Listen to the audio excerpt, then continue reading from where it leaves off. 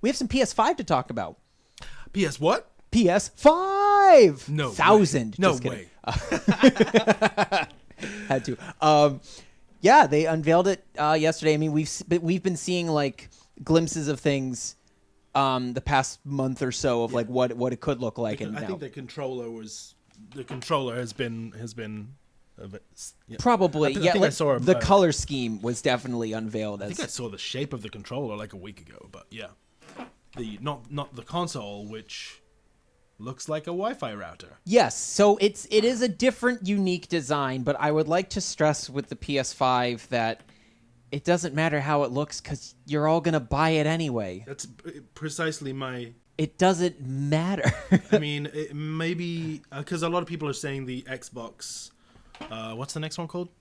The new Xbox is going to be too bulky or something. So people are saying the PS5 is at least more sleek. I mean, well, the newer the systems come out, the more different they're going to look. I mean, the PS4, I'm sure that felt different when it first came out. No, it's a totally different color scheme for this. I understand this is a drastic approach, but anytime a new system comes out, it's going to feel different. The color scheme doesn't bother me. I just think the first thing I did, I'm watching it. The first thing I did is glance across at the PS4, which is right here next to me, and I'm like, that is a classic like clean design. It just it fits under your TV or next to your TV or whatever. It's not trying to get attention, whereas the new design is a bit more like, I'm a vase, it's like trying to get your attention somehow, which that part is just like, I don't think it necessarily needs to, but whatever. We're laboring the point, but it's like it really does not matter. The here's power something inside the box. Here's something that I think does actually matter that moves forward, because there are two systems that are being delivered to the consumer for the PS5. You have the PS5 with a disc drive, a Blu-ray disc drive that is backwards compatible. You can play your PS4 games on it. And then there's also the PS5 without the disc drive, where everything is going to be digitally purchased. Right, which is interesting. Yes, it is very interesting, and it means that we are now bridging the gap. Eventually, every system's going to be this way, no matter what. I mean, we've known that for a while, I think.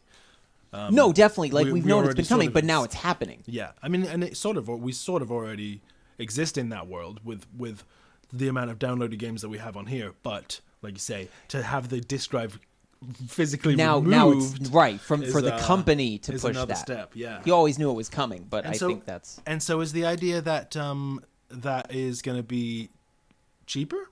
Do you know? I would imagine that without the disc drive, it would be cheaper to some degree, not a ton. But because I mean, otherwise there would have to be less tech in it. I would assume that if you're paying the same price for it, you might as well get the disc drive. But if you're looking for a cheaper option, which I think would have less tech in it, I think without the disc drive is the way to go. And quite frankly, I'm not sure which avenue I want to take. Do I want to start the transition now to full-fledged digital, or do I want to have a super Blu-ray player that can play my PS4 games? Except I don't really have that many PS4 games because I kind of started making the jump to digital a while ago. Exactly. So it's like, well, what do I do?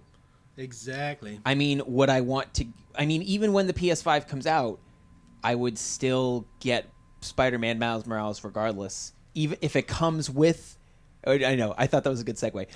I don't know if the system will come with like the digital version of the game, or if it'll come with the box, like I got for Batman Arkham Knight, which is how I got my PS4 because I was not missing that. So I don't know, but either way, I'll still get it. So whichever version gives me Spider-Man with the game, give me that version. I will pay whatever I need to not miss. Do you want a box for your Spider-Man game? No.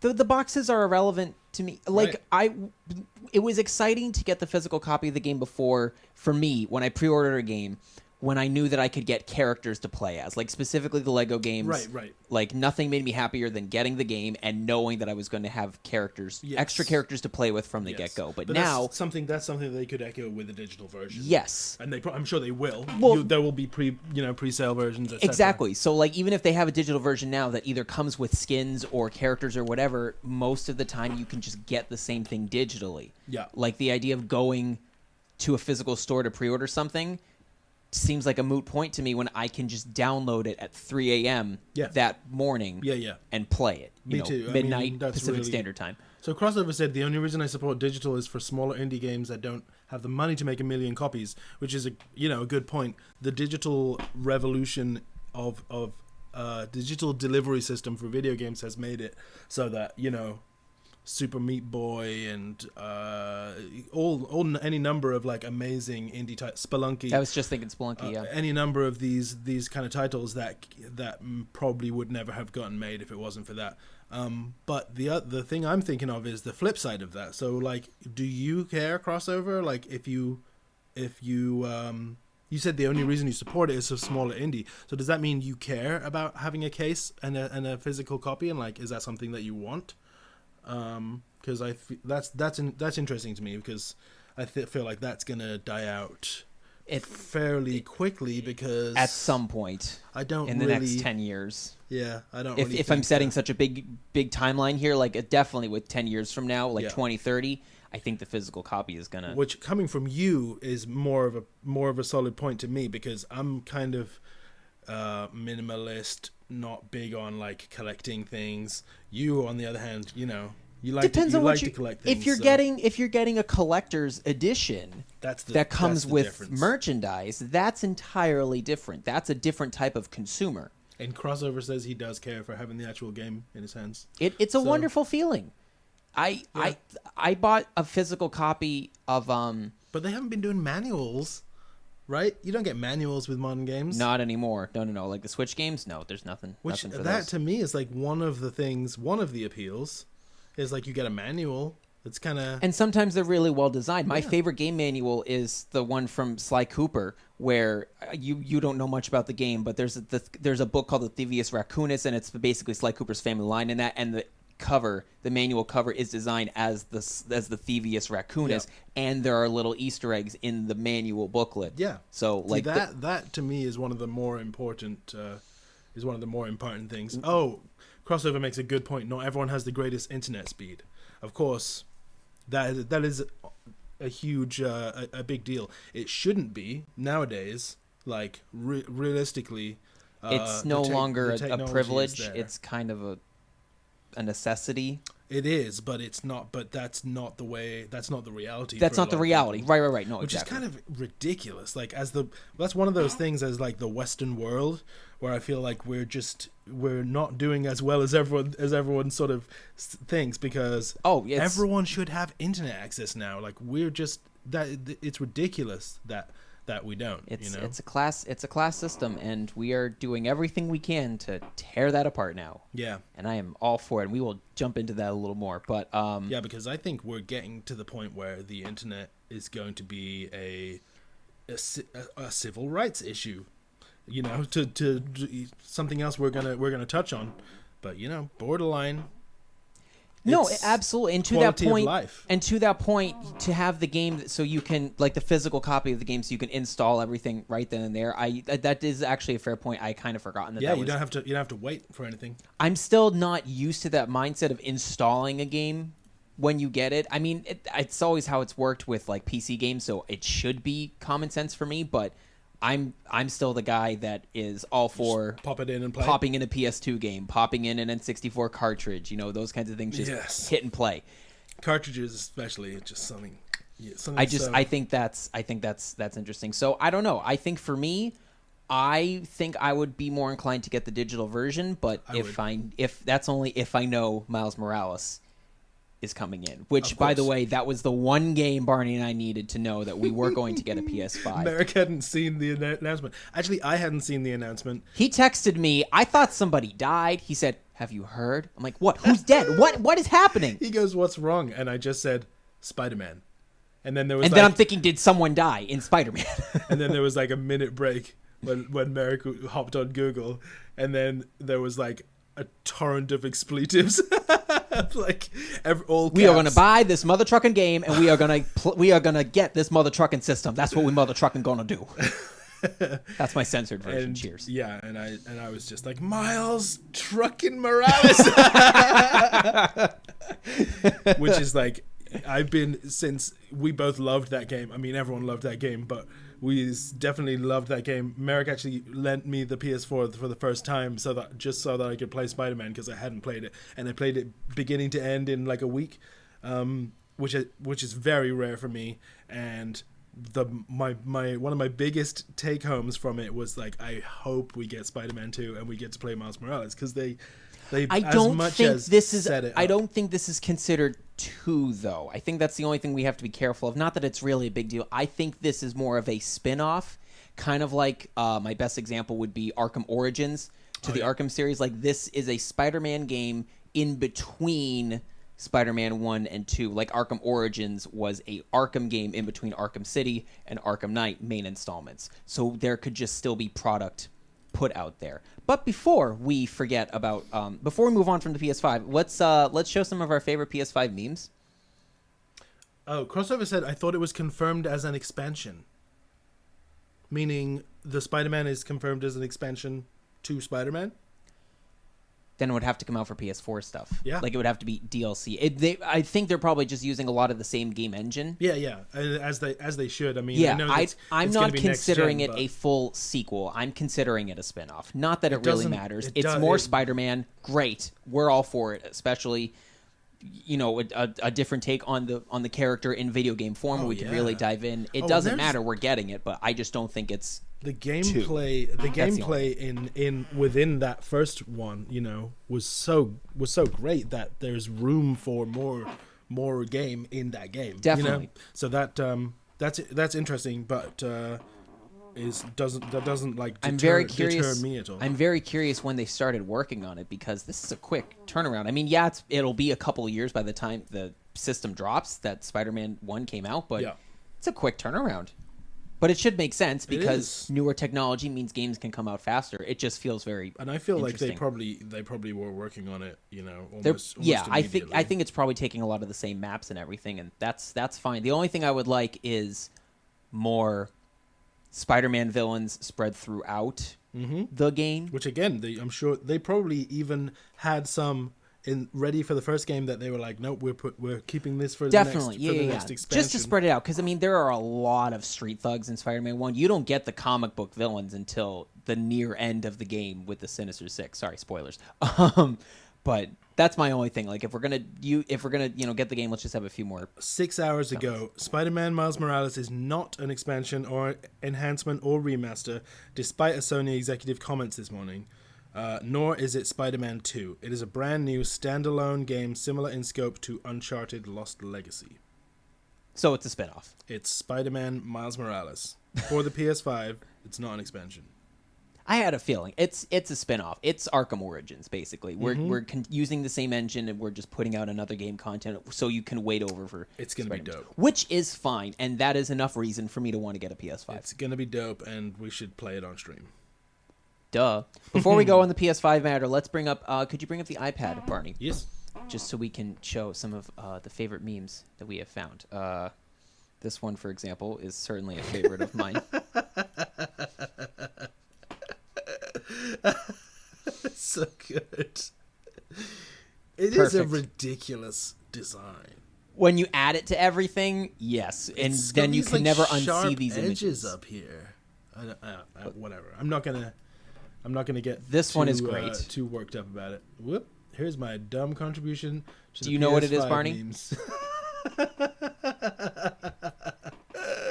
I don't know the name, but it's a Pokemon. It's Shelder. Perfect. Mighty Ducks, eat your heart out. God bless the internet. Yep. That is PlayStation John Paul. That looks borderline. You can't tell if this has been photoshopped. Look at it. It looks like it. Look, we'll put it on Batman. Next one. I'm Doug Dimmadome of the Dimmadale Dimmadome, selling you a PS5. This is just a greatest hits collection right here. The Doofenshmirtz one to me is a standout. These are all brilliant. I mean, how did they hit so many meme references with this it just design? hits everything. Oh, this one's my favorite. I went to a kid in high school who wore the same exact outfit. And of course we have to PS5 has got its collar popped. We have to honor more extensive clothing. For example, the PS Kaiba.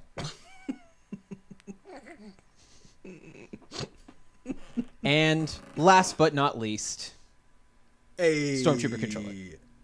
I mean, that's pretty cool looking. Yeah. So the memes are certainly welcome. It is the age. I think the controller, honestly, like the controller to me looks really cool. Now, did you see that they also, before we go on this, did you see that they also they're releasing 2 specific editions of the game? There's one that is a black limited edition, and then there's a Spider-Man Miles Morales limited edition. So, like the black edition, the normal, the limited edition black edition is black with blue lines, basically the same color scheme as the PS4. Yep. And the Miles Morales one is black with red highlights, as in Miles Morales. So we'll be getting one of those. We have to try our best to. Yeah. It depends on our price point and everything. But, right. But yeah. So what do you? So I'm. Are you a Ratchet and Clank fan, Merrick? I am not, but it's not that I'm against it. It was just never a franchise that I had got into. Yeah, I kind of just pick and chose my Sony PlayStation color character franchise, and I just went with Sly Cooper. Yeah. That was just what I happened to fall into because I enjoyed that demo so much at Toys R Us. That's what I fell into, but I would like to actually get the Ratchet and Clank games and actually play through that. Once I'm actually done the Sly Cooper franchise, like I think that'd be a nice thing to do is actually for me to dive into these Sony franchises that I never really got to tackle as a kid because now we have an outlet to play all these games. Let's are we okay to shift gears? Yeah, I just wanted to I just wanted to check if there's anything else. The only other thing I wanted to touch on, there's a game called Stray where you play as a cat.